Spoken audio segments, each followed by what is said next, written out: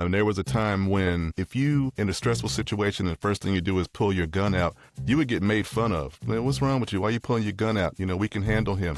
A lot of people are afraid to go hands-on now. The first thing they want to do is pull out a gun. And also it's a generational thing. I think there's a lot of people who are part of the generation who was never taught to self-soothe. They were never disciplined. They were never given anything other than a device or something like that. So when they get into a crisis, they don't have any coping mechanisms. So the first thing they want to do is lash out. Or city managers and other leaders within the city.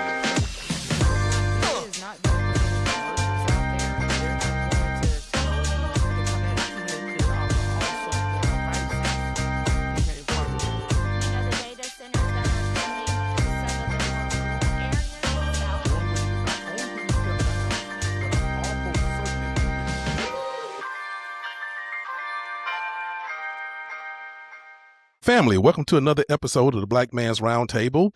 This is our very, very first co-host special of 2026. So, we're ready to kick this one off. We know that you guys out there who been following the Black Man's Roundtable now for 3 or 4 years.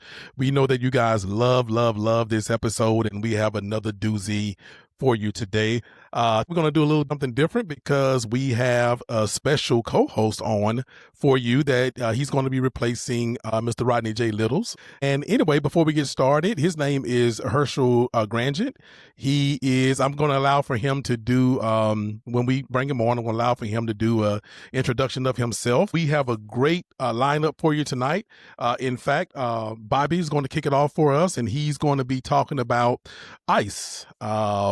Not the ICE that we were all slipping on this past weekend, but the capital ICE, the Immigration, Custom, and Enforcement ICE. And I'm going to come up next. We usually have Rodney come up next, but we're going to have Herschel to land the plane for us tonight. But I'm going to be talking about immigration with the E, not with the I.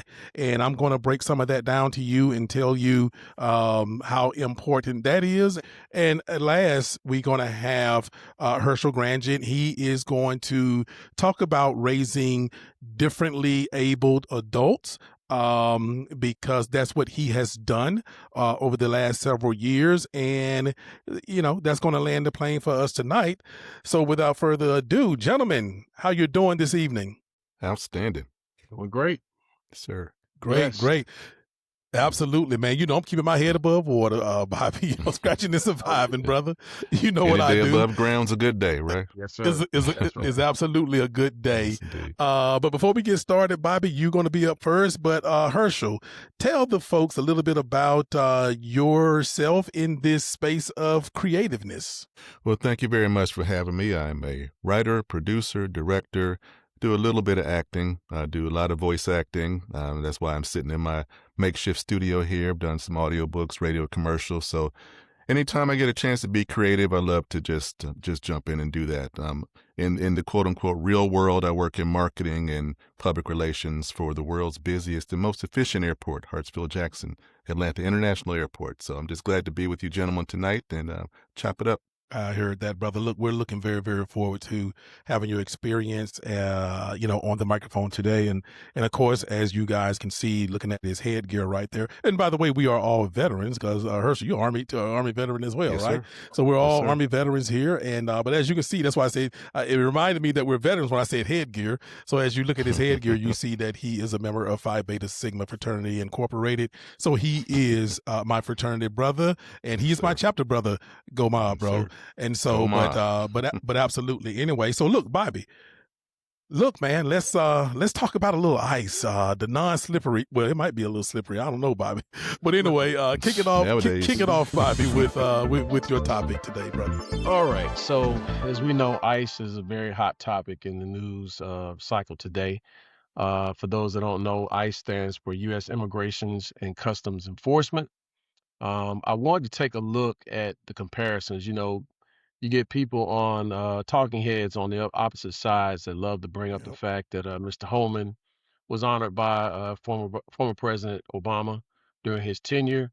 And we got, a lot of times people don't take the time to compare and contrast, but really give a real good understanding of what happened then and what's happening right now. It's a major difference. So I wanted to kind of cover some of that tonight. So Yes, sir. first off, I wanted to take a look at what ICE has for their qualifications to even do the job. And just as a rhetorical question, think that are these the qualifications that you think we see out there right now? So let's look at it. So first of all, the requirements to be a part of ICE were you have to be a U.S. citizen, typically under 37. Veterans and federal law enforcement may have waivers. Educational background. A bachelor's degree is often required, sometimes with specific experience or high academic standing. This is often GPT, by the way. I looked this up beforehand. Okay. Clean background check. No felony convictions and passing a polygraph. Drug use. Must refrain from illegal drug use, both on and off duty. Physical fitness. May need to pass physical fitness tests. Proficient in firearms and willingness to work in any location offered. Those are the basic core requirements by position. So um, when you look and you see what's out there right now, I'm very challenged to think, in fact, that I believe under this administration, a lot of those requirements were waived. And one of the things it says to what actually would disqualify you as an ICE agent, it stemmed from failed background checks, criminal history, financial issues, drug use, inability to meet strict physical and mental health standards, vision, hearing, emotional stability, fitness, and failing academic or practical tests and training with felony convictions, misdemeanor domestic violence, and serious traffic offenses. Those are the supposed red flags. I don't see the behavior of those out there uh, doing these.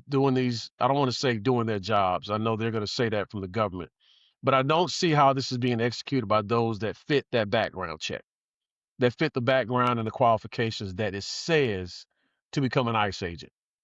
We've witnessed the murder of at least two people in Minneapolis, at least Mr. Yeah. Alex Preddy and also with Renee Good. And that doesn't seem like to me these actions were from experienced people in law enforcement, those with clean backgrounds, those who understand the rules of engagement. That behavior does not seem like that's what's going on. And we're just talking about Minneapolis. We're not talking Right. about all the other agents across the country. So there's been this poor contrast to, well, what happened during President Obama's era, when we were going out and getting illegal immigrants and sending them back, deporting them because there were a lot of deportations under his tenure. Well, let's look back at that.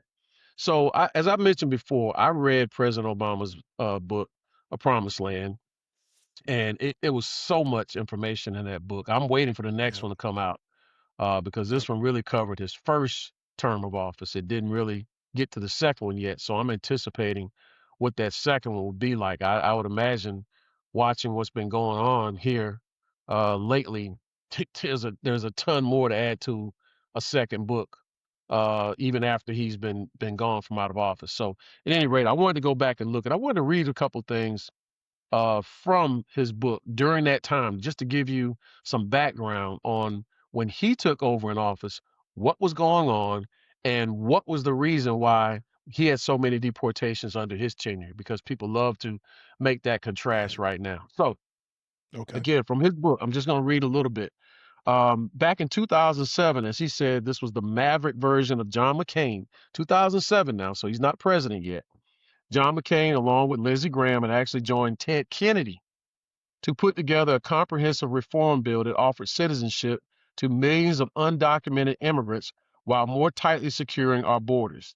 Despite strong support from President Bush, it had failed to clear the Senate. The bill did receive, however, 12 Republican votes, indicating the real possibility of a future bipartisan accord.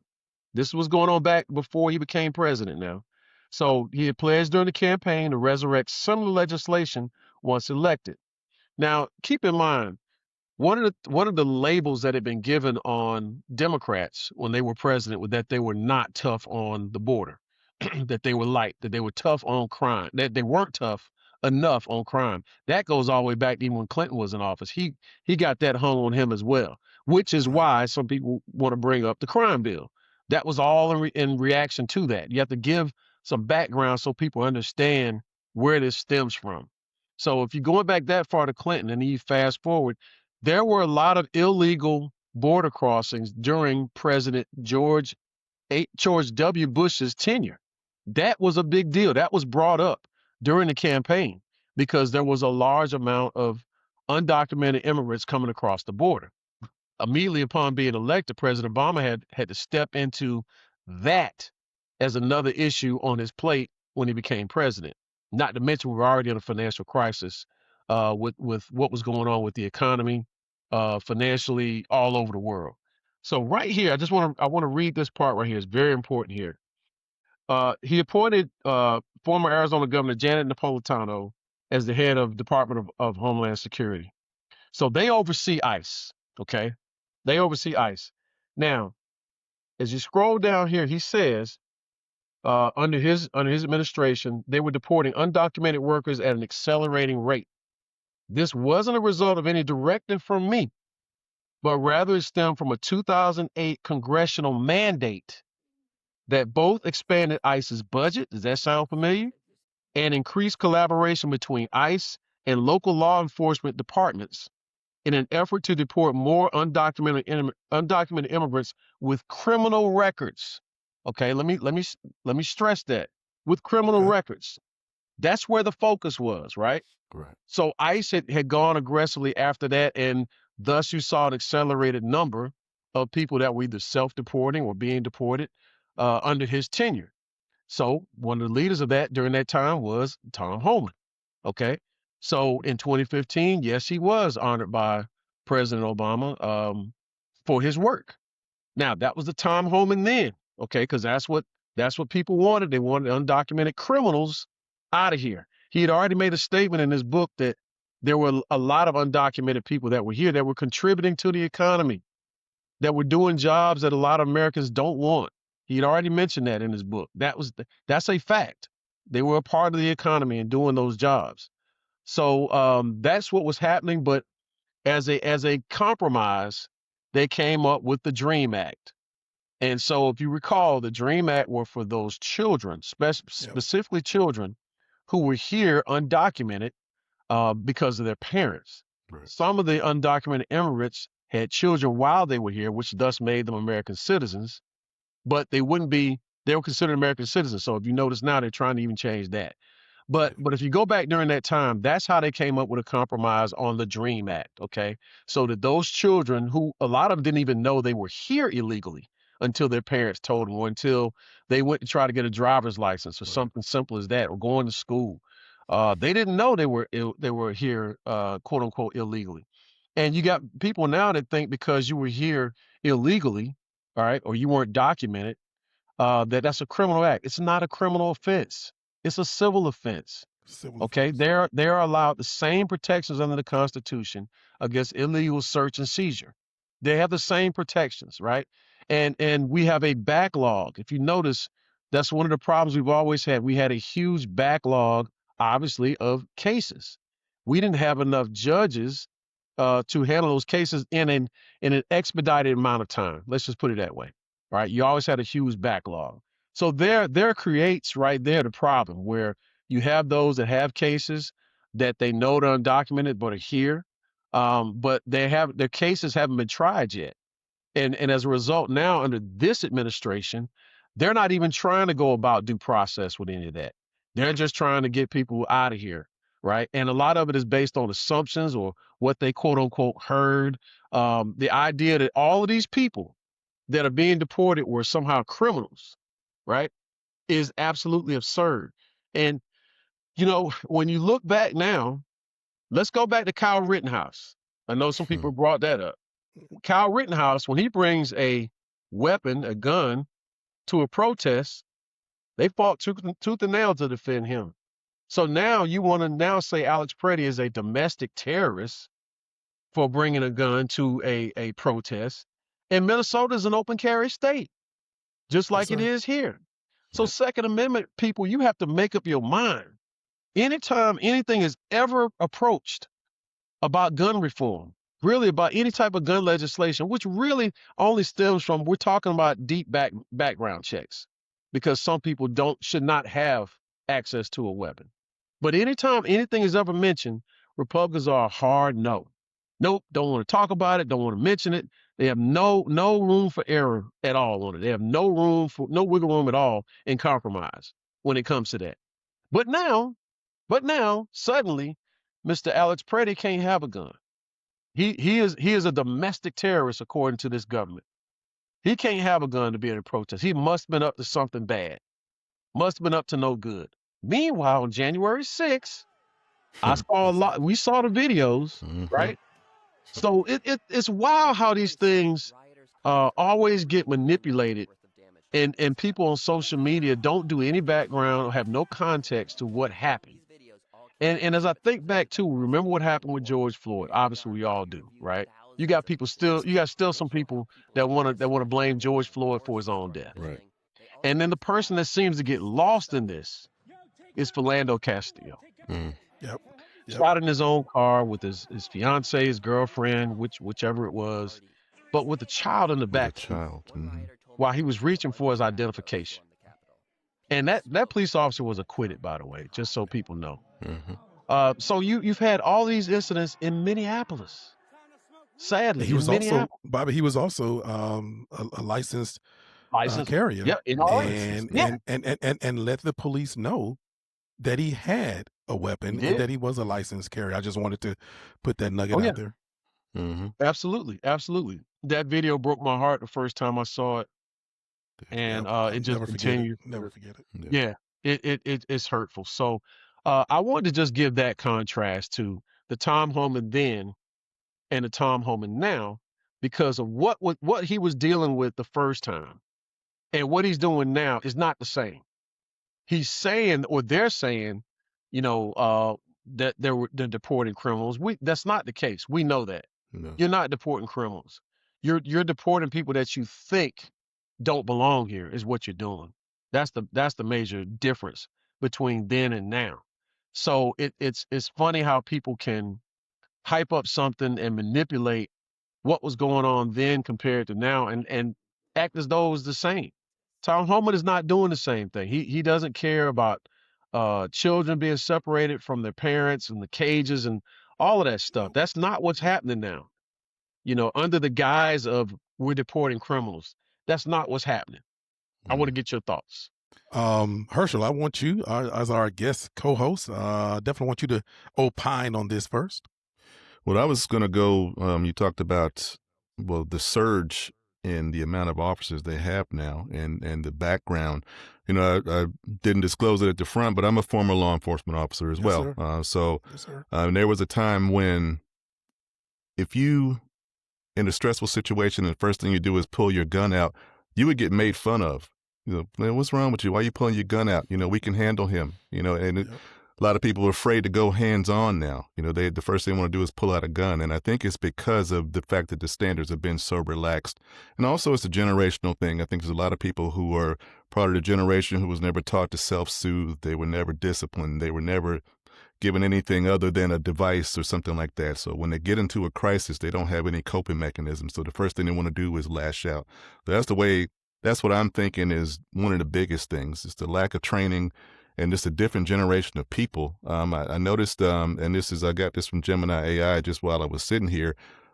ICE's budget ballooned like 120% or something like that. I'm sorry, no, it ballooned at $15 billion per year, and the agency added 120% increase in the workforce just because of that reduction in standard. There's no way in the world you could have all that quality bringing in all that quantity. You could have quality bringing in all that quantity. Exactly.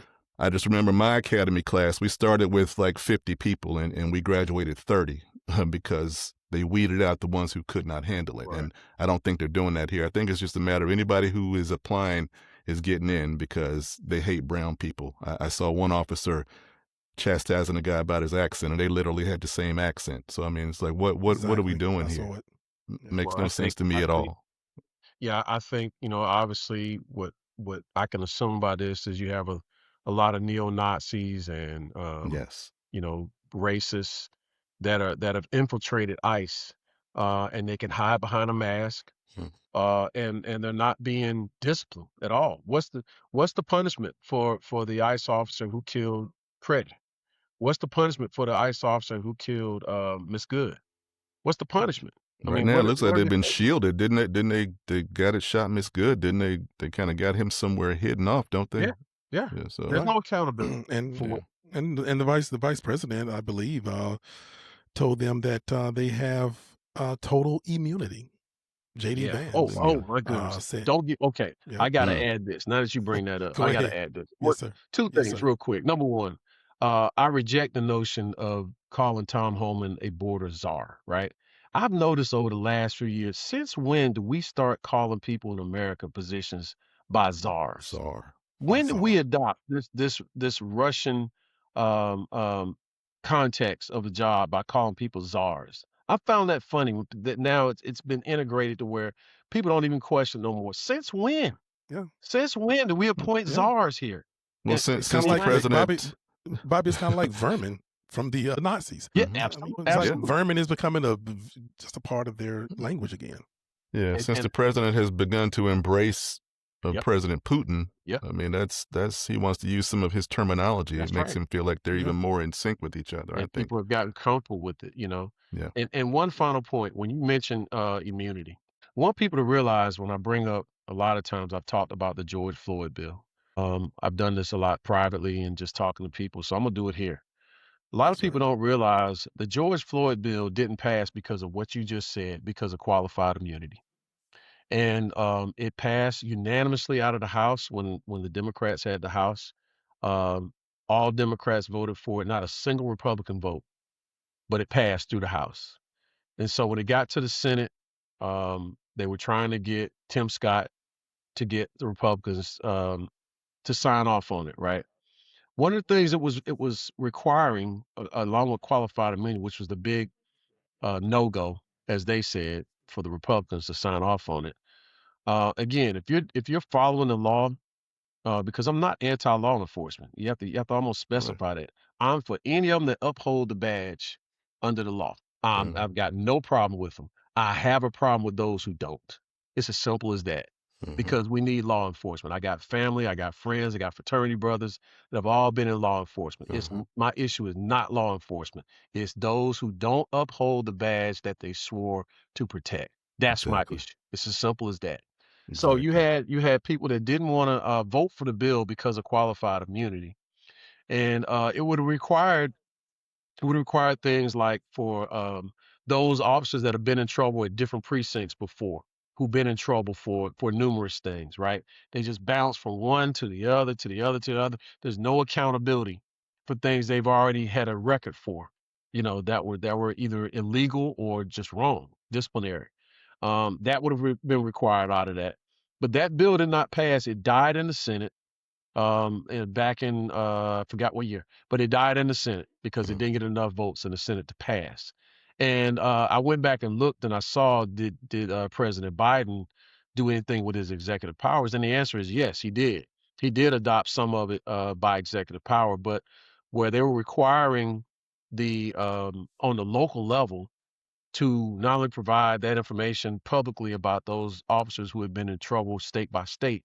You can't enforce the state to do it if they're gonna comply, right? There's also always you can do a federal law which the states have to comply with, but you can't Right. force a state to do something like that unless it got passed, right? Unless it got Right. passed by Congress. So they were going to be required to have vests, cameras on their vests. Uh, there were several other things. I don't want to sit here and be oohed and ahhed trying to remember everything, but I did go over it. Right. But anyway, but qualified immunity was the biggest issue why it never passed. And so now when I hear people run their mouth about, well, they didn't do this, they didn't do that, the Democrats. Well, right now you got a Republican controlled House and Senate. They could easily pass it, but I'm telling you, they're not. They're not Not going interested in to. it. So it sits there, it's dead. The George Floyd bill is just sitting there. Same thing with the John Lewis Voting Rights Act. Same thing. Okay, it passed out of Democratic House, no Republican support again, and it dies in the Senate. So if these bills really want to get passed, there's nothing stopping the Republicans from doing so right now. But it just goes to show you on their agenda, they have no interest in passing it. They have no interest in these things. So as a result, the ripple effect is local law enforcement for some things. If we didn't have people recording George Floyd literally, what is literally being killed on camera, Mhm. we wouldn't know. We wouldn't know Wouldn't because know. look at how they're lying about Preddy right now about who he is, and Right. same thing with Miss Good. Right. They're just covering themselves by lies that we know are not true. We know what they're saying is not true, but they're covering themselves on it, and that's all they're going to give you. So if you don't have any balance checking them, this is what you get. That's it. Yeah. And it's lack of training and just like you said, the qualified immunity and the fact that people are just willing to not believe their eyes. I mean, Exactly. everything is recorded now. There's cameras everywhere. Again, I work at the airport. We have literally hundreds of Hmm. cameras. We catch everything that happens, and the people will see something frame by frame. I was watching CNN earlier. They're breaking down Mr. Preddy's death frame by frame, Frame by and frame. people will still say that he was walking up in a threatening manner with a cell phone. I mean, they didn't even know he had a gun on him until they pulled it out. And once he was shot, the gun was several feet away from him. So what are we Absolutely. doing? I mean, you're just telling me to It's just like to say don't piss on my leg and tell me it's raining. That's what That's people are right. doing right exactly. now. That's right. That's Exactly. right. And to me, that's what I've heard the terminology used this week of that they executed that young man. They And did. Yes. but I hear people use the terminology executed this week, but they didn't give the context. To me, yes, he was executed, but um what made it to me an execution style murder or killing is the fact that they disarmed him. Yes. You Right. That's right. disarmed the man, walked away with the And gun, still shot him. his legally registered gun that he's licensed to carry in an open carry state, and within a second or two, you start loading bullets in his body. 10 That is times. what I mean. This is some serious execution style stuff that's going on now. This is the Black Man's Roundtable, and it'll be remiss of me to not talk about the fact that we're. This is what we've seen. This Oh is yeah. what we've Mhm. seen. Michael Brown. Yeah. We watched basically a teen. I think Michael Brown was a teenager, 19 or something. But we basically watch them let a teenager, after being executed the same kind of way, but it's just that none of these guys had weapons, and if you did have a weapon, Mr. Preddy, he didn't even let them know that he had a weapon, but Castile did let them Yeah. know, Yeah. and they murdered him in front of his His family. fiance and his child. Mhm. So look, I understand the outrage. I understand the the non-melanated people wanting to get in the streets and do their thing because this one hit home a little bit. But if you are looking at us and you're like, why are we not just up in arms with this? Because it has been happening to our people for a very, very long time. And I will refer you to Miss Mamie Till. And so maybe they need Mhm. to have an open casket for these folks. Maybe have the courage of a Mamie Till. We don't have to do anything right now but point you to our ancestors or to some Right. of our living legends to say, you want to know what we did?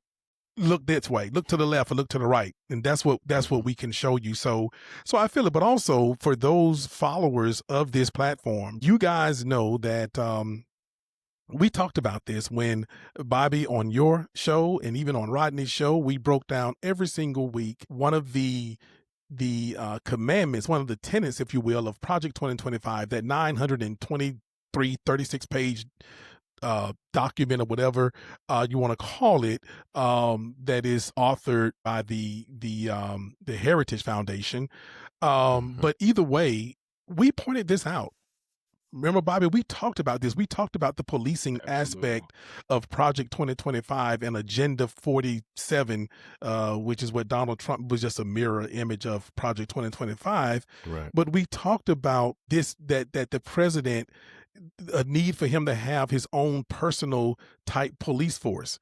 And that is what this agency that's only been around since I think 2003 of ICE is right now. It is his personal police force, but it's laid out It's right there in Project Gestapo. 2025. I know you guys get tired of us bringing that back Right. up, but look, we spent an entire year with that, so I'm going to bring it up whether you like it or not. We spend our time talking about it, and you're going to hear it.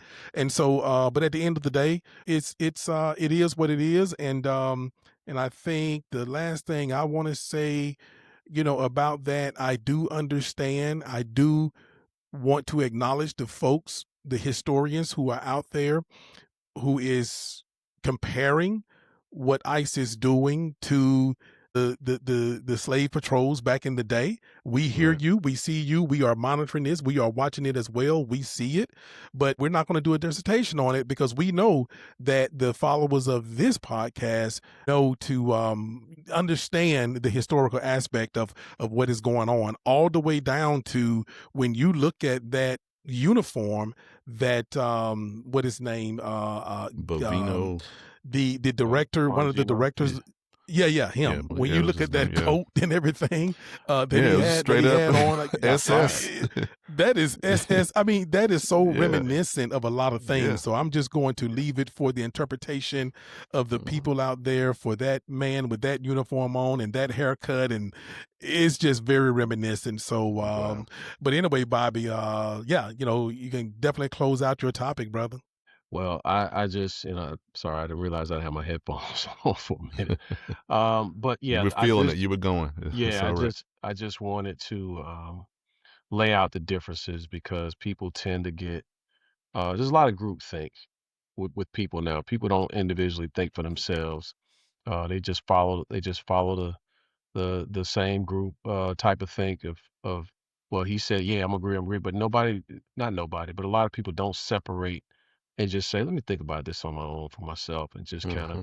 do their own background check, do their own research.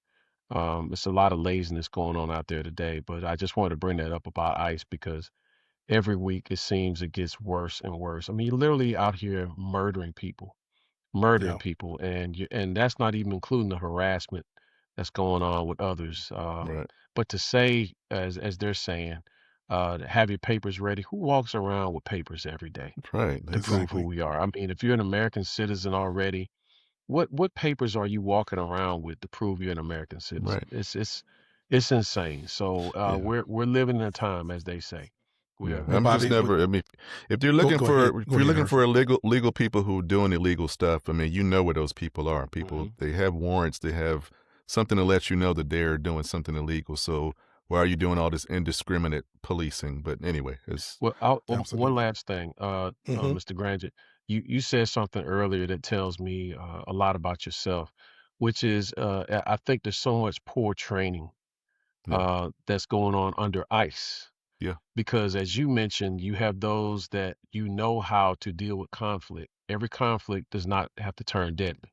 right, Every conflict does not involve having to pull a gun.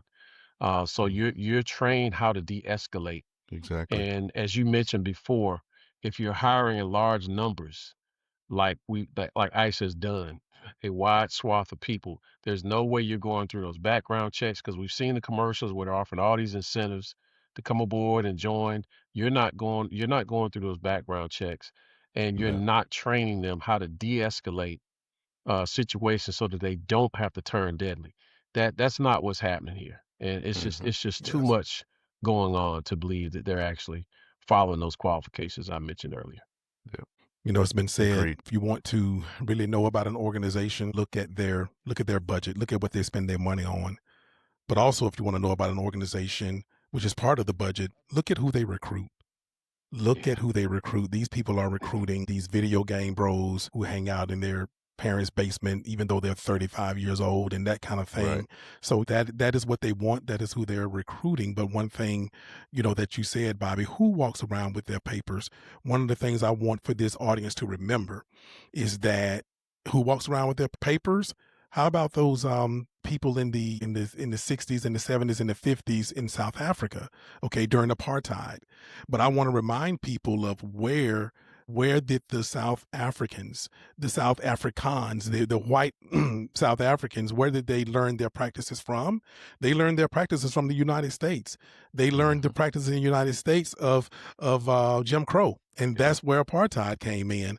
But also the Gestapo. Okay, Yep. the Gestapo. Where did they learn? The United States. That's where they learn their practices from. So let's stop saying this is not America. This is not who we are. It is exactly who we are. And the world learned heinous behaviors and how to treat people based on the way they look from America than they almost do from anywhere else, to include chattel slavery. So, but anyway, Bobby, great topic, man. Great subject. And look, it's a hard thing, but we got to have to talk about it. But I'm going to continue to say, do whatever you got to do, melanated folks. You're beautiful. I love you. But hey, I'm going to tell you like this right here. I'm not ready to go out in those streets yet. I'm going to sit back and eat my popcorn a little bit and can continue to prepare myself for my topic that I'm going to talk about next. So it flows right into it. And Bobby, no, every time we do this show, we don't line them up as far as what we're going to talk about, but it always tend to line up. So, but anyway, Bobby, great topic, man, on ICE and what Tom Homan, what he used to be and what he is now. And I think the difference is now it is that people are learning that it ain't about the gun. It is about the color or hue of the trigger finger behind that gun is what tends to matter. But anyway, I'm going to go into my topic, which is I'm going to talk about today immigration, and migration. Immigration with the E is what I'm going to concentrate on. We are hearing, we keep seeing a lot about immigration with the IMM immigration, but we rarely hear about the E immigration, starting with the E instead of the I. The reason I'm going to talk about this particular subject is that, look, I've been prepared, and Bobby, I've been telling folks, that's watched this platform for a very long time that, get yourself a passport, get yourself armed. And hey, look, I know everybody don't believe in arms or whatever, but hey, this is our platform and we're going to talk about it. And so, so the bottom line, I've been talking about that for a very long time. But either way, there's so much going on, not just ICE and all of that, that I think that we need to educate ourselves on how to leave this country if we need to leave this country, even if it's temporarily, and come back. I know some people are dead set on, look, my ancestors built this country and all of that. Hey, I feel you, so did mine. But also there comes a time when we have to understand that migration, okay, the one that started with M without the E or the I, is a natural thing. Okay, animals migrate. In fact, the only creatures on this planet that looks at migration as some kind of bad thing are humans. But migration is a natural thing. And so you learn, you develop, and our ancestors migrated all over the world, the Moors, and taught the sciences, geometry, and all of the sciences, astronomy. And they spread that throughout the world. That's what they were doing over here. In fact, when Christopher Columbus or whoever they tried to say that landed over here, but you was in India somewhere, you weren't even where you thought you were, because you don't know how to navigate, you don't know how to use the heavens and the earth in order to move around. But that's what we were doing then. That's what our ancestors were doing then, was teaching folks. They were migrating. They were going back home. So they immigrating and immigrating. They were doing both. But at any rate, that's what I want to talk about tonight. And because we need to know that there are things, and I know in your law enforcement background, Herschel, that but there are things that can stop you from leaving this country. And I think some of those things can grow. And I think all of a sudden they can grow overnight. We better look at this administration. Well, I don't even really call it administration anymore. I call it a regime. We better look at this regime that we have and the immunity and the things that the Supreme Court, those 5 justices, have given them. We better understand that what can keep you in this country can keep you in this country without you leaving. And people talk about walls keeping you keeping you out. I think more dangerous are walls that hold you in. I've talked about on this platform. It's been a couple of years now. I've talked on this platform about the interstate system. I think you may remember the interstate system and how all over this country, if you're what is it, the interstate, if the interstates end in a zero, then that typically means that they travel east to west or west to east. And if it ends in a 5, they north and south, like I-95, I-20, that kind of thing. But those that end in 3 letters pretty much make a loop around a metropolitan area. And it's because the inner city, what we learned from our Snowmageddon back in 2014, 15, whatever the Snowmageddon was here in Metro Atlanta, that we learned that, that 285, that's our circle around the inner city. 285 can keep you in or it can keep you out. So sometimes those non-melanated folks, or folks who may not look like us, think that sometimes we think that they're building something to keep us out, but sometimes it may be to keep us in, or maybe even to keep them in and keep us out from resources. But I mean, the immigration works the same kind of way. But I just wanted to harken back to when I talked about that, when I talked about how even our interstate systems can be almost a prison. It can be a overground railroad, if you will, in modern day. And it can be used for nefarious reasons, just like I think some of these data centers may be, being used. But that's a whole nother topic. We've talked about that here. But anyway, I'm going to read here the difference in immigration with a E and immigration with an I real quick. And this is right off of Google AI. So it basically says immigration with the E. Immigration is the act of leaving your home country. E for exit. So if you just remember the E, immigration with the E is kind of mean exit. You're leaving. While immigration is the act of entering a new country to live. And remember, the I in the immigration that you hear talked about a lot in this country is for just kind of replace it. Remember, the I is for the N, like IN. And that'll help you remember the difference with those. With the same person being both an immigrant and an immigrant, depending on the perspective, but viewed from their origin country, immigrant with the E, or destination country, immigrant with the I. For example, someone moving to Mexico to the U.S. immigrates with the E from Mexico and immigrates to the U.S. with the I. Immigrate, emigrate, migrate. 3 verbs, it's all about perspective. When you immigrate to a country, people see your face because you are entering the country. Think about this, immigrate, in. When you emigrate from a country, people see the back of your head because you are leaving the country. Think about it like this, emigrate, exit. The family emigrated from Vietnam to the US. The emphasis is on leaving, exiting. The family immigrated to the US. The focus is on in. Migrate. Migrate just means moving in general. Usually migration is big over a long period. Humpback whales migrate from Alaska to Hawaii. So that's kind of a quick kind of definition of the two. But here's what I'm going to read you now. I usually update my passport 2 to 3 years before it ever expires.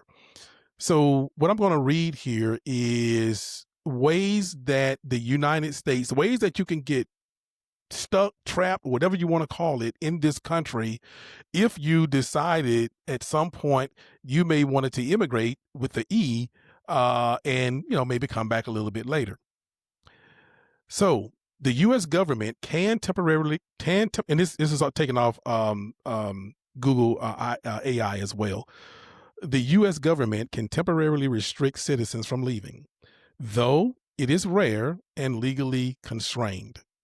While the Fifth Amendment protects the right to travel abroad, the government may restrict departure based on specific lawful reasons, such as outstanding criminal warrants, national security threats, or court-ordered travel-related restrictions. Key aspects of the restrictions on leaving the U.S. legal protections. The Supreme Court recognizes the right to travel internationally as a liberty interest protected by the Fifth Amendment's due process. Valid reasons for restrictions. The government may deny passport issuance, or renewal to individuals with outstanding felony warrants, unpaid child support, or specific national security threats, i.e., terrorism suspects. Emergencies. In extreme scenarios, such as public health crisis or severe national security threats, the government can restrict travel, but these measures must be necessary, lawful, and proportionate. And exceptions. These restrictions generally do not apply to legal permanent residents or foreign nationals leaving the U.S. who are instead prioritized for removal or encouraged to self-deport. In summary, while the U.S. government cannot arbitrarily restrict a citizen's movement, it can legally prevent individuals from leaving under specific lawful circumstances. So, guys, before I, have you to opine on this, we can easily see just by me reading that a whole host of things can be added to that list that targets people that look like the three of us on this platform. I know some guys might have said, "What, child support or whatever." I think I wouldn't. Well, I'm not going to say I think, but I would not be surprised. Is it at some point? If you have a certain kind of, definitely if you have outstanding debt, but not only outstanding debt and who you owe, you got to remember there's only probably about 30 billionaires that just about everybody in this country worked for. And that's now to include even the federal government, because you know who you work for? You work for that man that lead in that regime on 1600 Pennsylvania Avenue. And because at the end of the day, he's now a bona fide billionaire again since he's been in the White House. So guess what? Those in government, you work for a billionaire too, But at the end of the day, what I'm saying is that I wouldn't be surprised, gentlemen, if something like you have a certain credit score, you can't leave here. So, but anyway, gentlemen, please opine. I've seen this concept on the show Black Mirror. I mean, if you have a certain socioeconomic level, I mean, you are considered less than, and they certainly could restrict your movement to put you in some sort of subservient state. So I can certainly see it happening. And I mean, I wouldn't even be surprised if they came up with some kind of indentured servitude to make people to pay off that sort of thing. So I mean, it's not outside the realm. From what we've seen the last year and some change, nothing surprises me. So I wouldn't even be surprised if that happened. Yeah, I'll just quickly say the same thing. It wouldn't surprise me with anything at this point that they would come up with to keep people here, as you said. It may be your former military background. It may be your former military record. Let's say you were dishonorably discharged. Let's like you mentioned before, poor credit score, high debt ratio, anything like that wouldn't surprise me in the least bit. Whatever your criminal record may be, nothing would surprise me under this, as you say, regime. I think that's duly noted as well. But nothing would surprise me because it seems like they're just creating things on the fly. And when you have a Supreme Court that is not the majority, I should say, is not uh, willing to live up to the what the Constitution allegedly stands for, we've already seen those things broken as to how much power has been given over to the clown on Capitol Hill. So it would not surprise me in the least bit what you just said, Rodney. And it just shows where we are as a country today, and it's the irony is listening to make slanderous accusations about people being domestic terrorists. But if you notice, I think we have domestic terrorists that are in ICE. I think we have the real domestic terrorists. They don't address. They don't address them. They'll talk about Antifa as though it's a real organization. I'm not going to get sidetracked on what your question Yeah. was, but it just goes to show how they can take anything and manipulate it to be whatever they want. So to your point, yes, it would not surprise me as to any of those things to keep people Yeah. from leaving and As long as staying they have out enough and bringing people them into the country. believing them, yeah, Hmm. it's Yeah, yeah. As long as we got enough people who are backing what they're saying, yeah. as ridiculous as it may sound, if enough people believe it, then it becomes the truth. And you hear how many people will believe your eyes can sit there and witness what is happening right in front of you, and you come up with a different narrative. Hmm. It's baffling. Yeah, yeah. I Yeah. saw a political cartoon earlier. I mean, it was a Hmm. guy, he'd like taken his brain and his eyes out and threw them in a trash can, and he said, "I guess we won't be needing these anymore." Yeah. And it's typical of what I'm seeing from all these supporters. Absolutely. But I just think that I just want to make sure that our audience continue to listen at everything that this government is doing, that this regime is doing with a third ear, look with a third eye, because at the end of the day, they're talking a lot about immigration with the I, but you never hear about the immigration with the E. And I just want I hear our people saying, well, I'm a foundational black person and the FBAs, and I don't know, I know, Bobby, that stuff really gets up under your skin. And I'm ADOS and all that. Look, hey, I don't have, hey, look, do whatever you feel that you need to do, brothers and sisters. But at the end of the day, I hear too many of us talking about how they're not going to kick me out of here. Maybe they don't want to kick you out of here. Maybe they want you here. Right. Somebody is going to have to do this stuff. Remember what I said is that this country is ran by somewhere between 25 and 30 billionaires, somewhere along that. Everybody worked for these. I don't care what your check says on it or your digital check or whatever you get. But at the end of the day, if you were to follow the money, you would find out, you would be surprised of who you worked for. And chances are it's one of those billionaires. And at the end of the day, someone has got to do the work of all of these immigrants with the I that they're kicking out of here. Remember, we're not immigrants with the I. We were Right. brought here. We were made to be here. And Mhm. so we are the original sin of this country. And at the end of the day, without us, this country is absolutely nothing. It just absolutely will cease to exist without us. And even though you say, well, how you do that? There's no longer slavery. I tell you what, let every single descendant, every person in this country that has, is a descendant of Africa, leave this country and watch what happens to the United States. They know that, we know that. And what I'm saying is, look, sit back, sip your tea, stay off that crazy mainstream media that is no more than propaganda. Watch and listen to this podcast and so many others. Some people who are not beholding to these billionaires. We get to say exactly what we want when we want to say it. And so, but just pay attention. But do not forget the E, the immigrant with the E. We need to think about that.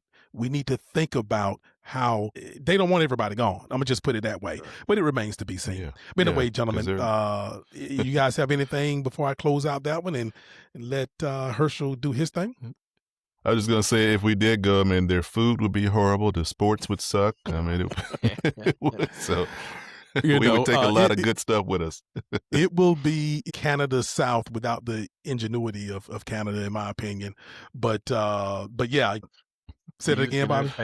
Music, Oh, yeah. yeah. Entertainment would suck. Sports would Yeah. suck. And I just think even feels like education would just suck, man. We bring a certain creativity to everything about Yes. this boring Slavic English language. I mean, they want to call it ebonics and all this stuff. And yeah, and then the next thing you know, they are on the nightly news like I used to get my students to do. I used to get them to write down all of the so-called slang or the so-called urban dictionary phrases or whatever that they would use on the nightly news, because I would tell them that on the nightly news, on the local news, if they are using that language, then you already know that it has inundated their entire society. And those kids were just so amazed to find out that phrases like 24/7, right? They like, oh, I just thought that was just, no, brother, that started from us. But it's, of course, it's used a lot. And they would be surprised of these phrases. So yeah, we add flavor to every single thing, because we add flavor because you gave us the scraps, and well, look what happened. Now we give the flavor to every single thing that's out there. So I appreciate that, Herschel. And immigration, people, think about it, talk a little bit more about it with the E instead of the I. All right.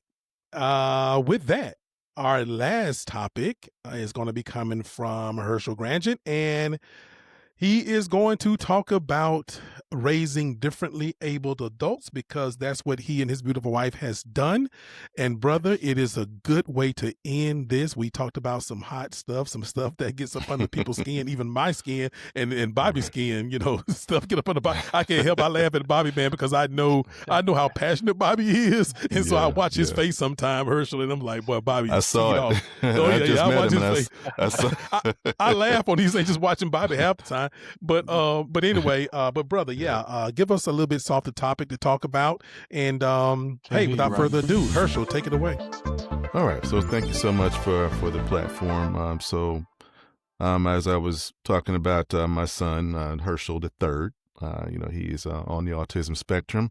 Yes. And we're talking one day, my wife and I, about we went through all the pitfalls of raising an autistic child, and we didn't think about what we would do once we got him to adulthood. So it's something we've been navigating lately. So just wanted to talk a little bit about that, because we often talk about the pride of raising a black man to adulthood, but we rarely talk about the cliff that we hit when that adult is on the autism spectrum.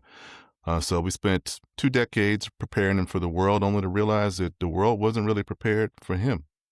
From navigating the talk about race and disability with the police, to finding him a job that sees his brilliance instead of his diagnosis, we learned that the journey doesn't end at adulthood. It just gets a little bit more complex. And I know that there are a lot of families in the shadows who are dealing with the same sort of thing. So I felt like it was time to bring that struggle to light. As a black father, your first instinct is protection and raising someone who can be a productive member of society. But when that individual's on the autism spectrum, their protection has to kind of morph a little bit and look a little different. It's teaching them how to stay safe during police encounters, when their brain processes instructions differently. It's managing the heartbreak of them seeing their peers doing things like driving and moving into their own apartments while they try to fight for their own version of independence. And we talk about the fact that we've reached the mountaintop of adulthood, but now we're realizing that the oxygen on the top of that mountain is really thin for neurodivergent black men. So we need to start building better paths for them. So for me, as I mentioned earlier, I was a police officer. And the first moment that I noticed that something was going on, I was leaving a call at an apartment complex, and I'm about to go back in service. And I saw these little boys outside the apartment playing. So I stopped and talked to them for a moment. Thought it was a good opportunity for some community-oriented policing. And I just had a nice conversation with this little young man. And at the end, I'm like, hey, man, how old are you? He said, I'm 3. And then I got in the car and it hit me like, my son is 3. And he's never said a word to me. And that was when I realized that something wasn't quite right. So from there, it was doctor visit after doctor visit. And we were told everything from, he's lazy to he's hearing impaired. And you know that any kind of special need in the black community is often met with, he'll grow out of it, or he just need his butt beat. He only doing it because y'all not making him do this, that, and the other. The strong black family trope, it can prevent us from asking for help or admitting that something is not quite right. So I want to just give a shout out to my family, for loving us and understanding that we needed their support. And we were able to put a nice village together of family and teachers and people to help him along. And so from there, we just started to start checking the boxes, making sure he can dress himself and making sure he can do his own hygiene. And then we morphed on that into high school, got him out of high school. He graduated with honors from New Manchester High School. Strong moral character, all that was in place. And we thought we'd done everything that we need to do, but we realized that we weren't at the finish line. We were at a cliff when the school buses stopped coming and the state funding dries up. And suddenly this thriving student is now another unemployed adult in a world that has nowhere for them to really go. And as a Black man, there's a specific pressure for us to provide a path to manhood for our sons, but it's an uphill battle when that path looks a little different. I talked about with a friend the other day about what I call the comparison trap. I have friends who are my son's age. My son's 24. I have friends his age who are graduating college and they're starting careers. One of them's about to go to law school. One of them just got her real estate license. But the comparison trap is not about like, dang, how come you can't be like them? It's more like, for a father, the heart is realizing that the hardest part of raising them, it's not the paperwork or the doctors and any of that other stuff. It's the look in their eyes when they see their younger cousins get in the car. It's a look on their face when they see the people that they went to school with getting their first apartment, and just the silence when their friends talk about things they're doing independently. We celebrate overcoming autism in childhood, but it's a lifelong journey. And the transition to adulthood, from finding apartments and finding employment is often harder than it is in the early years. So our role as a father has shifted from being a provider to what I've been calling an architect of hope and building a world inside of our home where he knows that he's enough. And even if the world says he's lagging behind, he knows that he's enough. We're trying our best to empower him. Because in our community, like I said, we sometimes treat a disability like a curse, like it's something that we can just pray away or a shame to be hidden. I remember going to school with several people and like, well, yeah, I heard he's got a little brother, but I've never seen him. I heard he had a sister, never seen him, because find out later on in adulthood that they had special needs and the family was keeping them hidden away. And that's just something that we got to stop as a society, because the silence, that's a luxury that our kids just flat out cannot afford. So going through all of that, seeing that he is now a grown man, he's got a full beard, and he doesn't look like anything is wrong with him, we got to talk about safety, as dealing with the police, like I mentioned before. It's already a touchy topic for Black men, but for an autistic Black man, it goes even farther. Every Black father gives a talk to their sons. My dad gave the talk to me. I'm pretty sure you gentlemen had the same sort of talk given to you about how you deal with the police, keeping your hands where they can be seen and all that kind of stuff. Don't reach in your pockets. But my talk with him had to be a little different because, he does like to meet up with his buddies. They like to go to the movies and out to eat and stuff like that. But got to be careful because, I'm 6'2", 230. My dad is 6'6". The men in my family are big. And some of our unmelanated friends, as we call them, they're naturally or more so unnaturally intimidated by that sort of thing. But how do you tell them to keep their hands where they can be seen, if they are in a situation where they have to, constantly rock or stuff to self-soothe? How do I tell him to not do any of the sudden movements or anything like that? If that's part of his self-soothing, if his way of keeping his brain from short-circuiting, so even though I've walked in that circle as a law enforcement officer, it still horrifies me just thinking that one of his episodes or possibly a meltdown could be seen as resisting arrest or being high or on some sort of substance or something like that.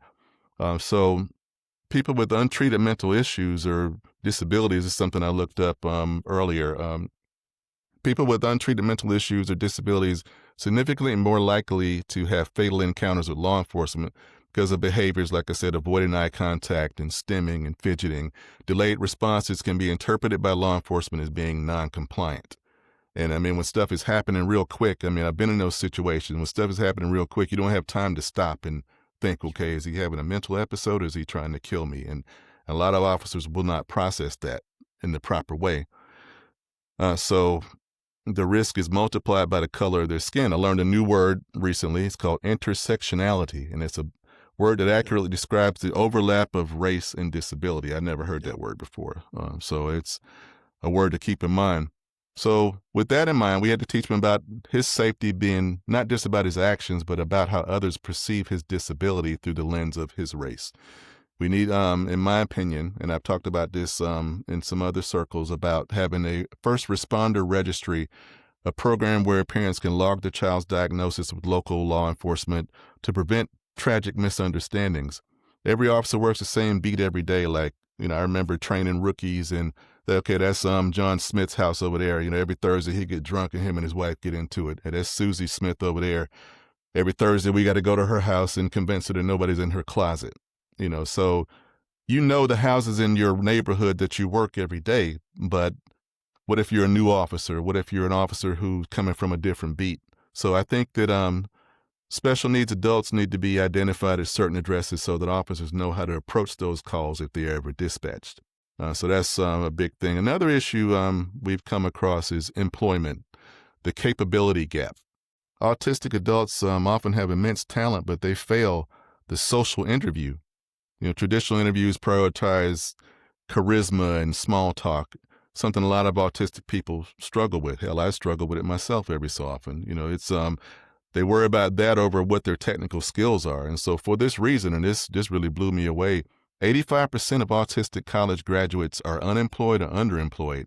So despite the challenges, they've gotten through all the challenges of autism, they've gotten through high school, they've gotten through college and gotten a whole degree, but they can't get people to see past their diagnosis. So, my son didn't go to college, but he was able to go through the vocational rehabilitation program at Roosevelt Warm Springs and learn some job skills and things of that nature. But it's still frustrating to see that his brilliance is being ignored because he doesn't play the social game. My son can go in there and unhook his PlayStation and his Nintendo Switch and do all kind of stuff, and everything will work together seamlessly without him looking at anything. So he's a very bright mind, like a lot of them are, but because of his diagnosis, people can't see past that, so they don't give him the opportunity. So I'm encouraging not just Black-owned businesses, but all businesses to lead the way in neuro-inclusive hiring, focusing on what a person can do, not just how they talk. Because the interview loop it's gotten really, really exhausting. And my son and many like him has the focus. They have focus. They have integrity, but they can't perform in an interview. And a lot of times people worry about the culture fit. We just recently did some interviews at my job, and my boss asked me, "So what do you think about this person? Do you think they'll fit the culture?" Not even asking about what the job skills are, they ask about the culture. And a lot of times autistic people do not fit that culture of being neurotypical. All right, so for me, I think it's time for a call to action. We need to advocate for skills-based hiring. We don't need charity. We need an economy that realizes that a different way of thinking is a competitive advantage. It's not a liability. I want our churches and our communities to understand that, we need inclusive housing and job networks. We don't just need special needs Sunday or something like that. To the policymakers, we need that police registry I talked about a moment ago for neurodivergent citizens in every city. And for us fathers, if you're a Black man raising a child who's different, you're not alone. Your child's not broken. They're a pioneer. People have asked me before if I've ever been disappointed that my son is not normal. And I say that normal is a myth. It's just, Exactly. it don't really exist. Normal is whatever you want it to be. My son, he sees colors that I'll never see. He feels rhythms that I'll never feel.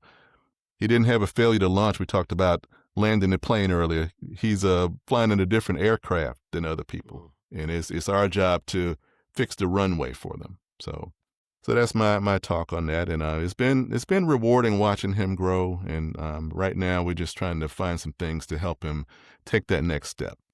So that's where we are with that. Absolutely. Bobby? Yeah. Just want to ask you first, how old is your son? 24. 24. Okay. So Yeah. he's a well past adult age now. Mm-hmm. Hats off to you, first of Thank you. all, because my brother is special needs.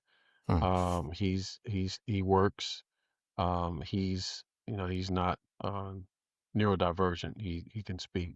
I have a good time with him, joking Mm-hmm. around. But I've always said he's going to be my responsibility someday, Right. Lord willing. But my parents have him. But it's something that I don't have any issues with at all. And I know this is something that's been rising in the Black community where it's more familiar now. It's more Mm-hmm. common now. Right. have someone that may be neurodivergent or on the spectrum, Mhm. period. Yes. And I think what you advocated for is 100% on point with you know, law enforcement knowing the homes of those who may be, autistic or on the spectrum, however you want to classify it. Right. But just so that they know that there's someone there who may have special needs. But I certainly I hear your heart and I hear your passion. Yeah. Yeah, I think your ideas are solid for those who fit into that narrative. To be able to have something, like you said, you're not looking for something, a handout or something that's unfair to others, but just Right. to be more inclusive of those, Exactly. who are on the spectrum. So I applaud you for that and the work that you've done. Mm. So hats off to you, brother. Thank you. Appreciate that. Absolutely. And we've been talking about over the past year a lot about DEI. Well, guess what? Mhm. This is also part of DEI. So a Yes, it part of that. And is. this is what Mhm. people want to cut out.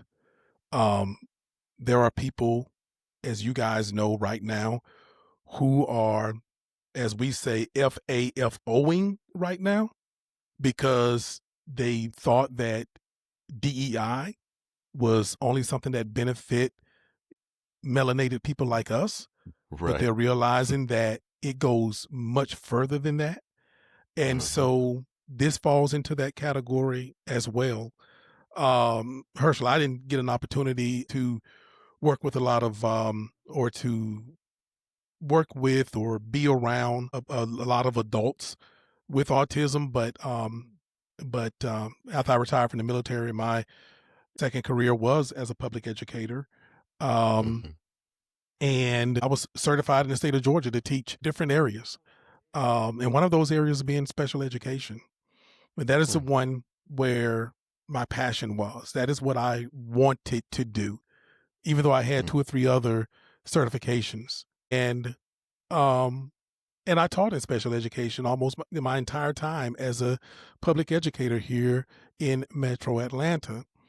But my last job in public education was that of teaching autistic children. It was the first time. Uh, it was something I wanted to do right off the bat, but I didn't get that opportunity because, where I taught, they didn't have the autistic classes. And so I was able to move and shift, school districts. And that's what I was able to do. And like you said, I had a kindergartner because I taught kindergarten through second grade. And I had a kindergartner who could read on like a 10th grade level, Mm. right? Now, of course, he had the social issues because we know the deal. He may can read on a 10th grade level, but of course, he was nonverbal. When I Mm. got him, he was nonverbal. And within 2 or 3 months after I became his teacher, his parents heard his voice for the very first time. But Mm. Wow. also, you may can read or do something else, like you're saying, your son can do some technological things that you couldn't even think about doing, but he may have a problem tying his shoe. And so people can't Mhm. understand the social, emotional aspect Right. of autism. So it was what I wanted to do. It was what I wanted to do all the way for the years that I was teaching. And honestly, brothers, after I taught that autism, after I finally got a chance to teach autism, I was done with teaching. That was the last, Mm. subject area that I taught, and I was like, okay, I'm Yeah. done. I'm done now. Hmm. I'm fulfilled. So I watched those kids just develop, and it is about. I understand it is about caring. It is about the so-called quote unquote normal people. If you're normal, then do normal things. Don't do Right. abnormal things with these kids. Right. So, but anyway, man, I definitely thank you for bringing the aspect of the of adulthood in these young people, and once they become adults. Most of us, the only I guess the only experience, if you will, not experience, but the only view that we have of autistic people are, your Forrest Gump, a high functioning autism, or the low Rain functioning Man. autism like Radio, in the movie Radio or whatever with Cuba Gooding Jr. or that kind of thing. But there is a whole bunch in between. It's called a spectrum for a reason. It is a huge spectrum. It's not just everybody's either low functioning or high functioning. So everybody is not just a Forrest Gump or Radio, So it definitely your brilliant son falls somewhere in between there somewhere. So but yeah, thank you for that, man. So absolutely, I was Bobby. just gonna, yeah, I was just gonna add one quick thing, which is what you've already said is, there most people that are on the spectrum, they are absolutely brilliant. And Absolutely. autism is not a mental illness. That's another No, thing that sir. needs to be cleared up. Exactly. Yep. They are brilliant people, and it's just socially where they tend to struggle. So Yep. it's the social skills that It's the social usually, skills. yeah, That's it. they usually aren't, they struggle with that. But but for the most part, yeah, that's the main issue that they deal with. It's not a mental illness. But they're usually brilliant. I mean, highly intelligent people. Yes, Highly indeed. intelligent. So it's funny with my brother. He loves music. So I can sit there and I love music as well. So, he can play a song. He likes to be on his own. A lot of them like the privacy, They you do. know, Yep. just to be left alone. They're not gonna bother anybody. Okay, so when he comes over to our house to spend the night, a lot of times he sets up down in the basement. He gets his little spot. He gets his headphones on and he'll play his iPad, or he may play on the laptop. But they're not people that get themselves in any trouble. They just mind their own business. That's it. They Yep. like their privacy, but Mhm. they are brilliant, intelligent people. I just want to Okay. say that. Indeed. Yep. Indeed. And have a great memory. I think that Yeah. I think that everybody is on the spectrum. I know I'm on it, that's for sure. I always But say we all have our own level of Right. autism. I always say that. absolutely, we all have our own level, and I wish more Americans were noticeably autistic, because we definitely don't seem to have a memory.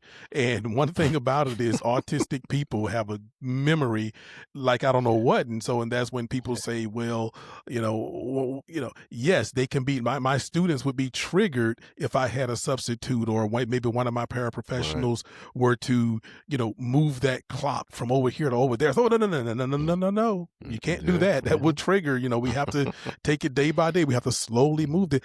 I wish that more Americans were like that, and then maybe we won't forget what this regime and other folks and things that we talked about today, maybe we won't forget it so quickly, because you know what? Exactly. I bet you Brother Grangent's son, I bet you he don't forget it like that. It's like, hey, wait, what? What are we doing? So I think many of us can afford to be noticeably autistic. But yeah, so. But anyway, Brother Grangent, you want to close it out, or your topic? Again, just thankful to be here with you gentlemen tonight. But again, like you said, adults on the spectrum are just amazing people, and we just need to learn how to cultivate whatever their strengths are. I always think about all the people that you see that are homeless or may have been excommunicated by their family. I wonder if they were able to get some help with whatever they were dealing with. I wonder if they would have been more productive if someone had just taken the time to just work with them and just see if they could just come up with something to make whatever's going on with them a more positive experience. So, and that's always been my thing. I want to make sure that he understands that he is enough, and regardless of how he feels like his life is going, he is enough, and whatever's going to be for him is going to be for him, and I'll be there to make sure it happens for him. Absolutely. Amen. And you brought up the tropes, and I just want this audience to understand that those tropes about autistic people, I don't think Herschel was talking about those tropes coming from people that don't look like us. Those tropes come from us, from our family members, from us. So I just want to go back to that, because those tropes come from us. Now, Brother Grangent, if you will, I know that you have some projects coming up, and I would definitely like for you to, talk about, any the projects you may have coming up and those kind of things, because, you got to come back on here in another capacity, brother, when the movie drops. So, but Okay, anyway, for sure. let the people know, man, with some things you got going on. You the movie guy. Yes, indeed. My passion project, it's entitled Reparation, and it's hopefully dropping soon. We're supposed to meet with the editor here this week, just to see when we can finalize everything and plan a premiere. But it's a story that kind of rattled around in my head for about 5 years. When they first started talking about reparations, I said, we'd be better off with the universe giving us reparations as before the government gives it to us, and that kind of like lit a spark in me. So it's a story about a family of slaves back in the 1800s, and they get betrayed by a group of white men, and it awakens an evil African spirit that starts affecting those white men's descendants today. So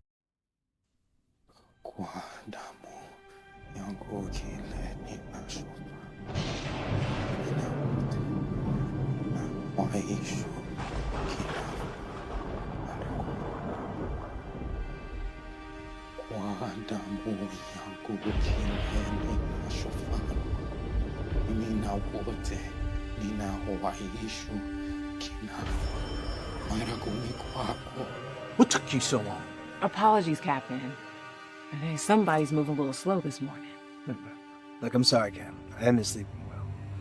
Bodies are piling up all over the county and nobody knows what the hell's going on. So I need you two to be Johnny on the goddamn spot. On her deathbed, she told me the story. I didn't know what it meant at first, but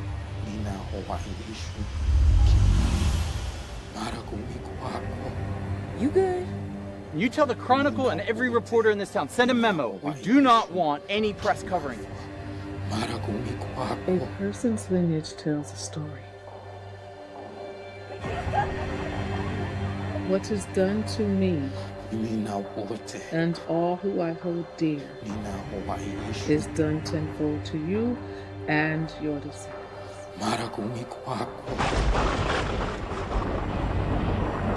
Avenge me.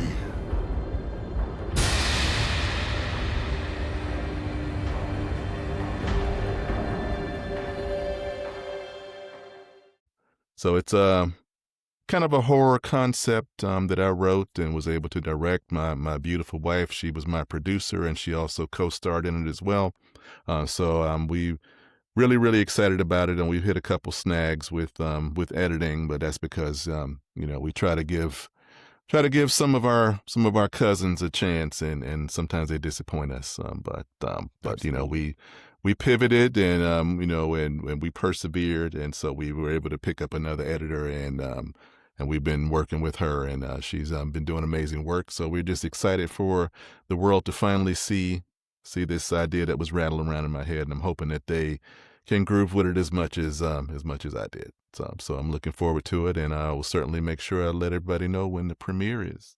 So that's where we are, and I was gonna make sure that that we re-release the trailer because it's pretty good.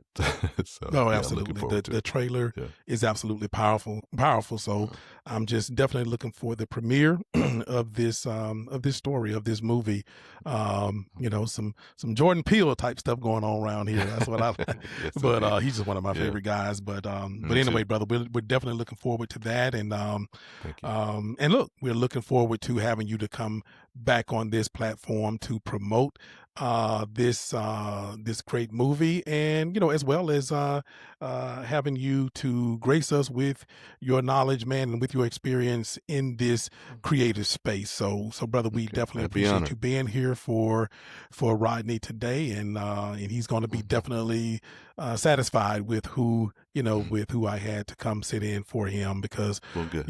Rodney got high standards. So Okay, I was worried. Okay, so thank you. That's good to hear. no, man. No. You have no reason to be worried. Bobby, as always, brother, appreciate you. And we will see you next week for the local lookout. Give Absolutely. one Go ahead, shot. Bobby. Yes, I want sir. to give a shout out to my youngest son's for his birthday. He turned sweet Okay. 16. All Oh, right. yes, So sir. yeah, Jay Boogie, as I call him. Love you, son. Happy birthday. Happy birthday, young man. Happy birthday, young man. Great father. Absolutely. Thank you. Yes, sir, Bobby. And with that, catch the Black Man's Roundtable podcast the third Thursday of the month. Also catch the Black Man's Roundtable Roundup with Rodney and Rodney the second Thursday of the month, and the BMR's Local Lookout with Rodney and Bobby the first Thursday of the month. All episodes drop at 7 p.m. Eastern Time. Until next time, we'll see you in them suites and them streets. Peace. Hey, family. If you like what you saw, visit our website at blackmansroundtable.com for more information or to check out more content. Until next time, we'll see you in them suites and them streets. Peace.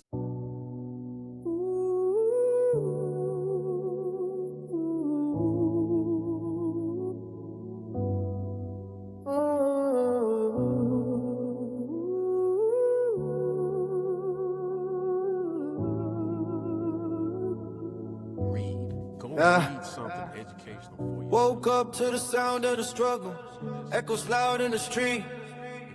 Generations of pain in the rhythm, blood and tears in the beat. From the corners to the courtrooms, we decipher the code. Every word that we speak is a chapter, every step is a road. They try to silence the story, rewrite the pages in gold. But the truth don't need no filter, the truth don't need no hope. This is the anthem, the voice of the unheard.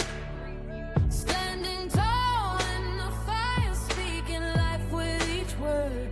From the roots to the branches, we rise through the pain. Black Man's Roundtable, we're breaking the chain.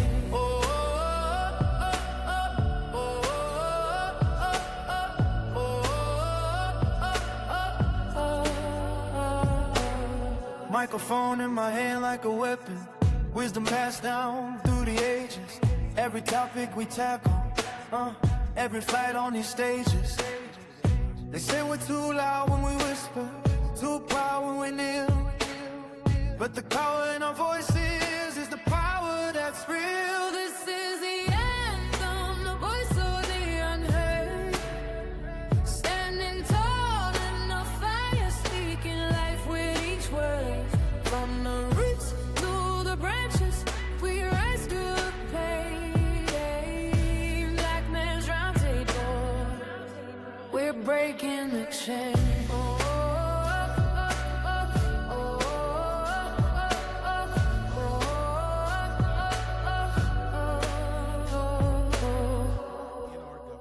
This is the anthem, the voice of the unheard.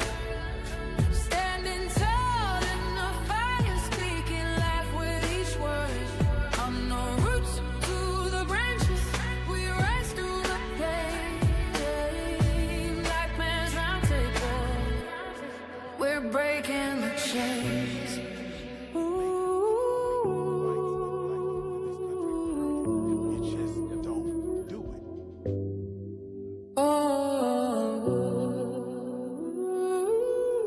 Unapologetically black.